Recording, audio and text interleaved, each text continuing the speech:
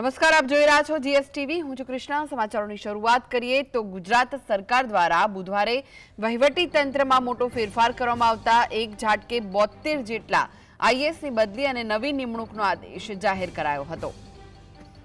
સ્થાનિક સ્વરાજ્યની ચૂંટણીના સમાપન બાદ કરાયેલા ફેરફારોમાં અનેક જિલ્લા કલેક્ટર, મ્યુનિસિપલ કમિશનર અને વિવિધ સરકારી વિભાગોના ટોચના અધિકારીઓ પણ સામેલ છે। આ નિર્ણય બાદ અનેક જિલ્લાઓમાં નવા કલેક્ટર, મ્યુનિસિપલ કમિશનર અને વિવિધ સરકારી સંસ્થાઓમાં નવા અધિકારીઓની નિમણૂક થઈ છે।